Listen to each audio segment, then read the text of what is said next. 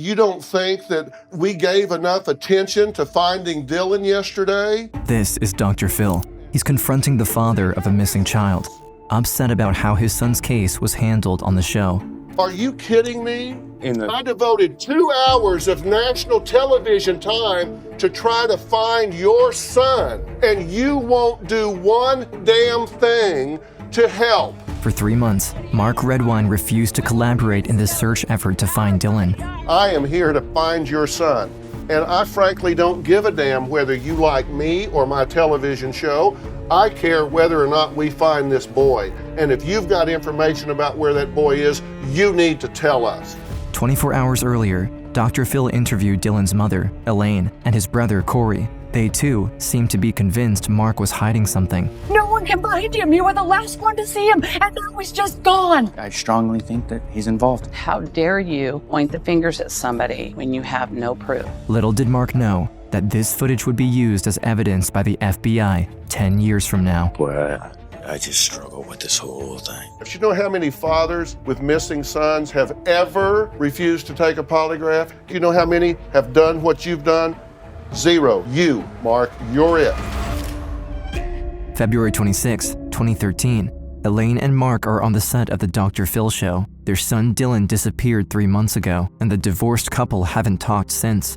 Well, Dylan's mother, Elaine, says nothing her ex-husband, Mark, says adds up, and his explanations seem suspicious. Mark claims that on November 19th, he left home early to return around 11 a.m. Inside, he noticed that the TV was on Nickelodeon and that Dylan's backpack and fishing pole were missing. Mark talks about his backpack and a fishing pole. Dylan is not a big fisher person. Dylan was not watching Nickelodeon. Dylan watched MTV. He doesn't know his kid well enough to make up a good lie.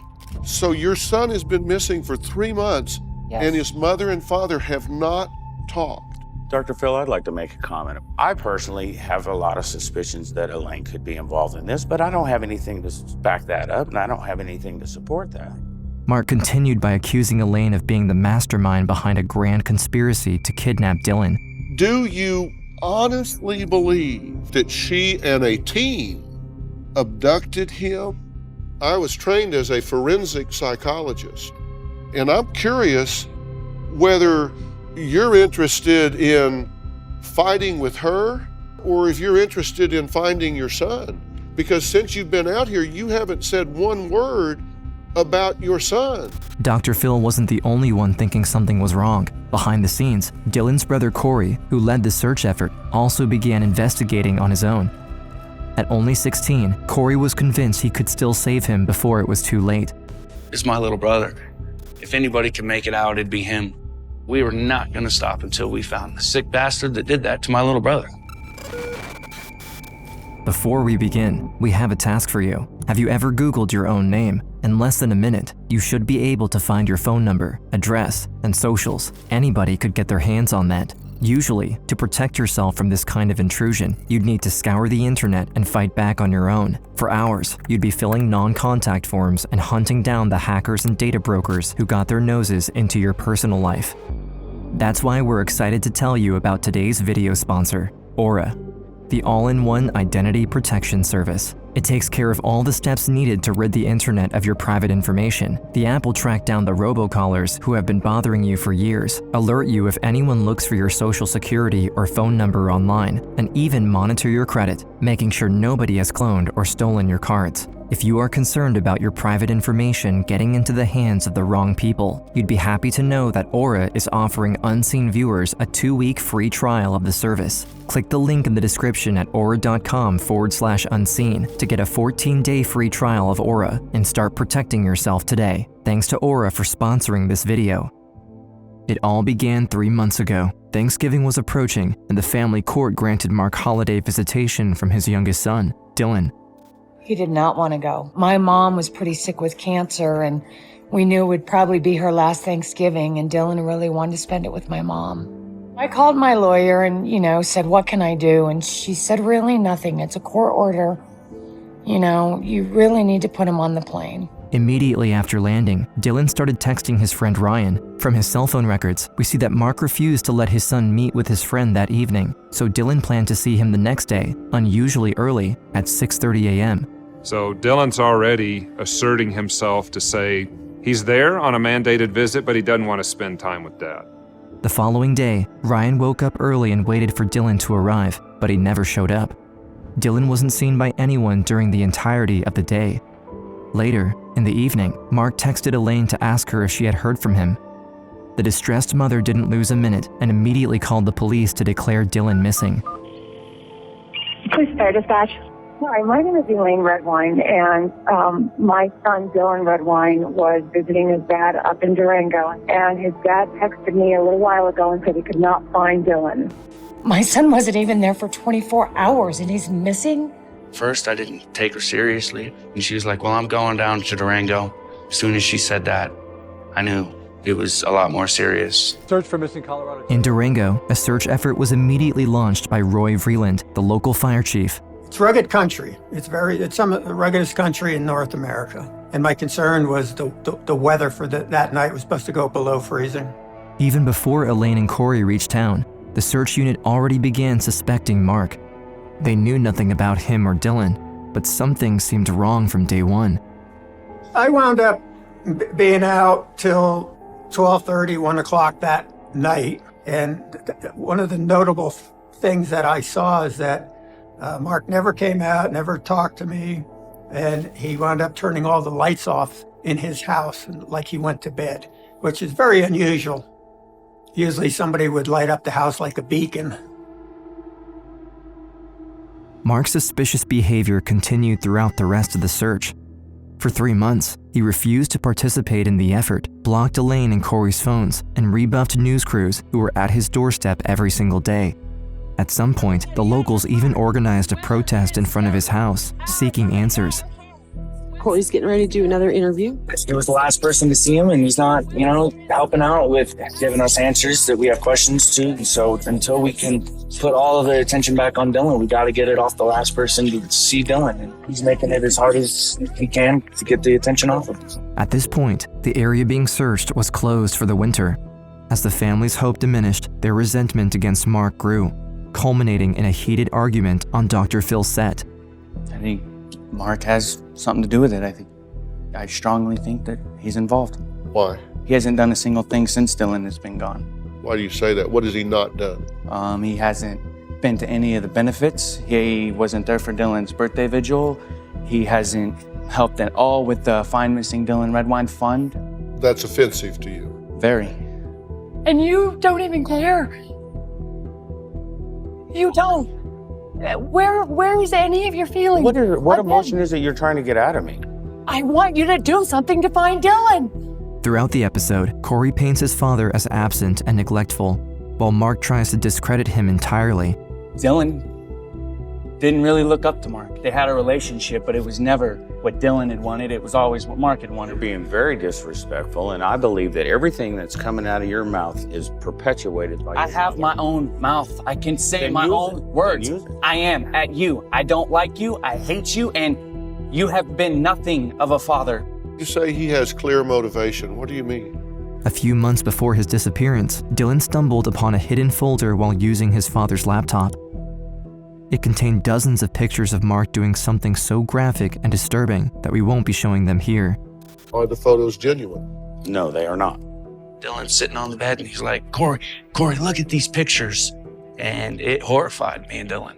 The images that I have seen have been photoshopped. No, it's not me in the photos. Absolutely not. When the snow finally thawed in the mountains surrounding Durango, the search for Dylan was resumed. Around that time, Mark broke his silence and contacted Tonya Goldbright, the investigator in charge of the case.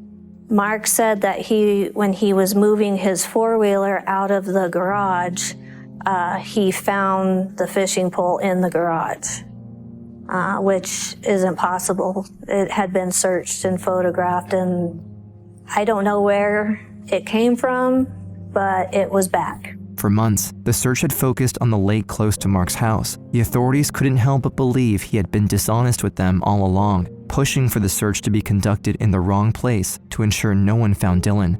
Following this revelation, Cory and his stepfather started following Mark and investigating on their own, hoping they could prove he had misled the search effort. My stepfather caught him up on the mountain early one morning. And I got the call that Mark was just sighted coming off Middle Mountain Road. And that's what turned our attention to Middle Mountain Road. The minute the mountain opened, that's really where the big search started. At this point, Dylan had been missing for over 7 months, but Elaine and Cory refused to lose hope. You think he's still alive? Oh, I have to hope for Dylan. I mean, I'm his mom. I can't focus. There's no reason to believe he's not. And so I will always hope for Dylan. We need you home, and we will bring you home, no matter what it takes. We are looking for you, and you need to stay strong with us. We need to stay strong together. We always tried to keep hope because I felt if I lost hope, then everybody else would as well.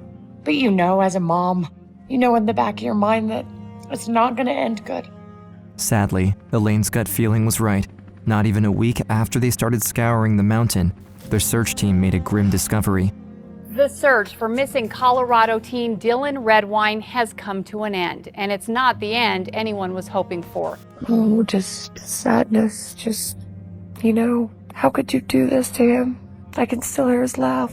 This is so ironic because he truly cared about other people, more so than himself. I know he would have done many great things in his life, and the world is a much better place. Even for the 13 years that he was here, he really touched a lot of people, and he continues to do so, even through his death. When something like this happens, you just think of all the good times.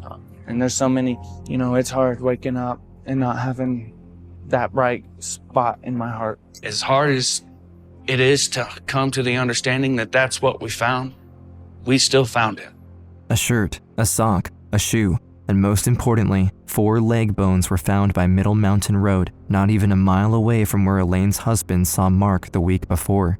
The police still had nothing substantial on him, but their suspicions reached new heights after this discovery. This is investigator Tanya Galbraith. This is a phone call to Mark Redwine. This is Mark. Hey Mark, it's Tanya. Hi, how are you?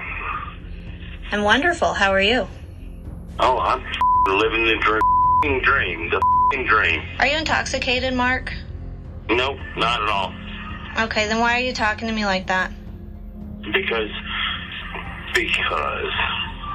you can't seem to think no deeper than the surface.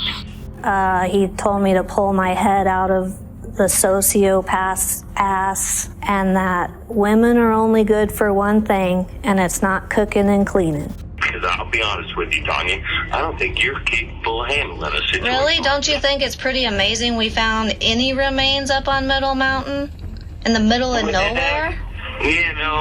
2% of Dylan's remains does not constitute him being found. So, you know what? Yes, it does. He's dead. We know that now. If we hadn't gone up there and looked, we wouldn't have known that. So 2% of Dylan's remains constitutes him being found. I'd like to find the rest of him, but yes, we know what happened. We know he's no longer with us. This time, investigators say Now on a mission to find the truth about Mark, Tonya rewatched the Dr. Phil episode in which he, Cory, and Elaine appeared. She was mainly looking for a motive, but ended up finding much more. Did you take a polygraph in this matter? Did the police ask you to take a polygraph? They did. And what were the results? Well, there's been some conflict as to what the actual results are. They told me that I failed it. Then they told me it was inconclusive. Tonya knew about Mark's failed polygraph test, but law enforcement usually uses such tests to establish suspicions and nothing more, since they cannot be used as evidence in a courtroom. However, in a special backstage segment aired on another date, Mark returned to the studio after Dr. Phil asked him to take a second test to eliminate him as a suspect once and for all. He was hesitant at first, but eventually accepted. So yesterday, Mark was agitated, needed time to rest and process things. He said he wasn't opposed to taking the test, he just didn't want to feel pressured. I want him to be totally comfortable. This is about getting real answers. So despite waiting, I invited Mark to come here to Paramount to meet Jack Tremarco for an 8 a.m. polygraph test. It's my understanding that Mark's here now. I'm set up. I'm just about ready for him. So if he's going to take this test, we'll just get it done. Let's do it. I'll ask the camera to give us some privacy, and we should be done in about an hour and a half. 20 minutes into the test, Mark asked to be let go. Mark decided that he didn't feel well enough to take the polygraph test. He told me he had about 3 hours of sleep last night, and he had a half bottle of Jim Beam on top of things. So he doesn't feel well enough to take the test. At the time, everyone believed Dylan might still be out there, and both Dr. Phil and Jack Tremarco couldn't believe Mark refused to help the case by taking the test. You should be doing backflips right now to take this polygraph test. You were the last person to have seen your son before he disappeared. Well, and I don't believe that. This man's done 3,500 polygraphs. You know how many fathers with missing sons have ever refused to take a polygraph? In all of his years of doing polygraph work, you know how many have done what you've done? 0. You, Mark, you're it. Tonya now had confirmation that Mark was deceptive. Not only did he fail his first test, he also refused to take a second one. Even though she still had no proof, she was now convinced he was the culprit, and she wasn't alone. In the last few minutes of the segment, Dr. Phil completely snapped at Dylan's father in a display of anger rarely seen throughout his long television career. And I read some of the stuff you said about you don't think that we gave enough attention to finding Dylan yesterday. Are you kidding me? I devoted 2 hours of national television time to try to find your son. You won't do one damn thing to help. And you want to criticize what we're doing? I am here to find your son. And I frankly don't give a damn whether you like me or my television show. I care whether or not we find this boy. And if you've got information about where that boy is, you need to tell us. Do you know where he is? No, I don't. If you're innocent, we're the best friends you ever found. Boy, I just struggle with this whole thing. During the next 2 years, Tonya used up all of her office's resources in an effort to gather the clues she was missing to charge Mark. After the bones were discovered, she even got a warrant to bring a CSI team to his house. But all of this was cut short when a hiker stumbled upon a teenager's skull, showing signs of blunt force trauma on Middle Mountain. When I laid eyes on that skull, I knew in my heart it was Dylan. There was no question. I had no question about it. Forensic experts identified the skull as being Dylan's. This, once again, contradicted Mark's claims, who recently pushed the theory that his son might have been mistakenly shot by a hunter. Is it possible that if he was up getting away from things or whatever and wandered off into the woods far enough, that somebody mistaked him for an animal and shot him? Working through their... But this didn't seem right to Christian Champagne, the deputy DA who had been helping Tonya behind the scenes for all these years. The fact that he had tried to use this ploy, just indicated that he was being very dishonest with law enforcement. Investigators saying the 13-year-old was murdered. Not only did Dylan's case go from death under suspicious circumstances to homicide, but Mark was labeled as a person of interest for the very first time since his son's disappearance. And that was in 15. I thought, okay, now we're going to move forward. And again, we still didn't move forward. So in 2017, a lot of stuff changed in La Plata County. Deputy Champagne was elected as the county's next district attorney.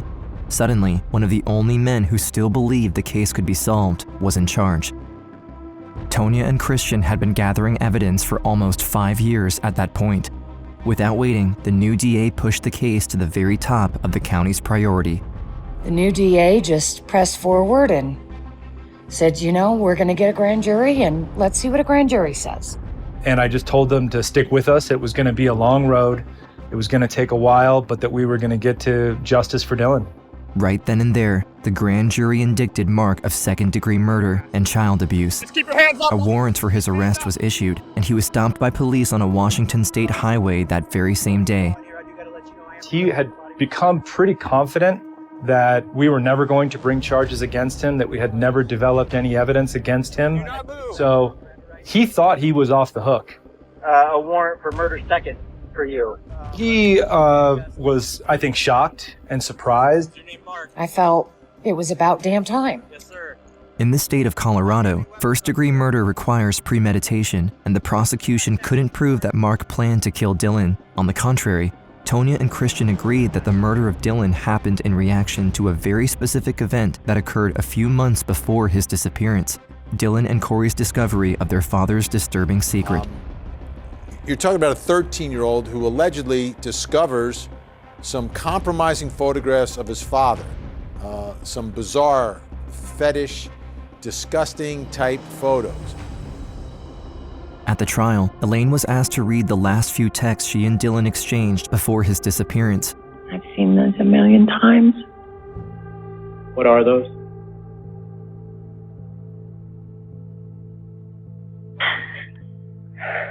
But even after 9 years, the mother could barely look at them without breaking down crying. To add insult to injury, the defense cross-examination attempted to demolish her character in front of the jury because she pushed Mark forward as a suspect on Dr. Phil. I've always said that I believe that he had a hand in Dylan's disappearance, yes. Okay, and you've told that to a lot of people. Okay, sure. I mean... You don't have to go anymore. They know your answer. You know, you're talking about the grieving mother of a lost child, a murdered child, and to try to attack her and trash her character, I think really fell flat. But the key witness at the trial was Cory, who, for years now, kept the full story behind the pictures hidden so that Champagne could use it at the trial. Do you love your father? Yes. How do you feel about it? I still love him. I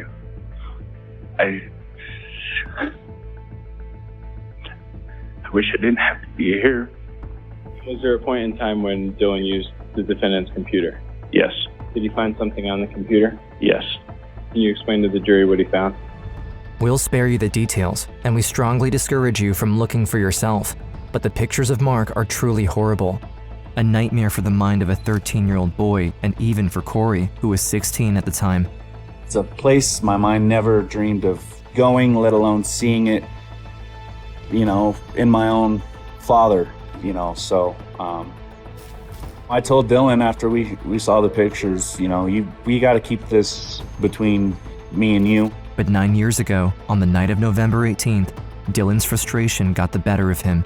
As he kept fighting with Mark, he texted Cory into the evening, keeping him in the loop as his father's rage unfolded.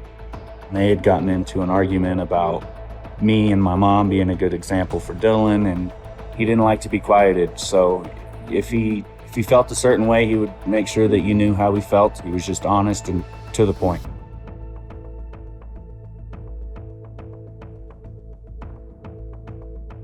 I could feel the frustration and the fire in Dylan. Dylan wanted those pictures to show Mark what we had seen him as. The defense immediately tried to stop Cory from telling any further, claiming that the pictures were photoshopped and that Mark had nothing to do with them.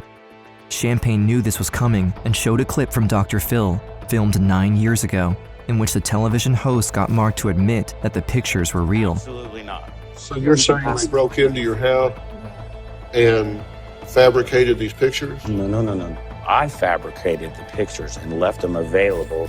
Was there any reason back then for him to plant photos like that for you or for Dylan? No. Elaine and Cory are convinced that Dylan didn't intend to hurt his father's feelings, but simply wished to prove his point. In the same vein, Champagne didn't show the pictures to the jury to tarnish Mark's character or add some shock value to his trial. On the contrary, just like Dylan 9 years ago, he needed to make his case. We showed them for a very specific and limited purpose, which is to show that there was conflict and a potential motive for Mark to lash out against Dylan. Now that the motive had been established, Champagne turned to the physical evidence Tonya Goldbright had amassed over the years. The jury wants to see hard evidence that this man killed his son. In the middle of the courtroom, the prosecutor brought the actual blood-soaked pieces of furniture and floorboard the police collected during their last visit to Mark back in 2015. They could see the layout, they could see the distances, and they could see the actual pieces of evidence. There was blood on the couches, there was blood on the floor, there was blood on the coffee table. 100% Dylan Redwine's blood. After 6 hours of deliberation, the jury found Mark Redwine guilty on all counts. I have trouble remembering a convicted criminal defendant that has shown such an utter lack of remorse. Cory was the last person to step up to the bar, delivering a short but impactful statement. I can't bring Dylan back. I can only remember him, and I can't change that. But what I can do is tell the world how a 13-year-old young man stood up to his then 50-year-old father and said all the things I regret never saying. Dylan is my hero and became more of a man in 13 years than Mark has in 60. I'm so proud of Dylan and what he stood for. Dylan's name will run through our family forever, and his stories will be shared by all who loved him. To celebrate the end of their legal battle, Dr. Phil invited Elaine and Cory back to his show in 2022. Well, I'm here with Elaine and her son Cory, who are very special returning guests. And we really had a common goal, and that was finding out what happened to their precious son and brother, Dylan. Now, today, almost 10 years later, we know that Dylan's father, Mark Redwine, who sat right here on this stage and denied knowing anything, was eventually convicted of killing Dylan. He's been sentenced to 48 years in prison because he was found guilty of second-degree murder and child abuse.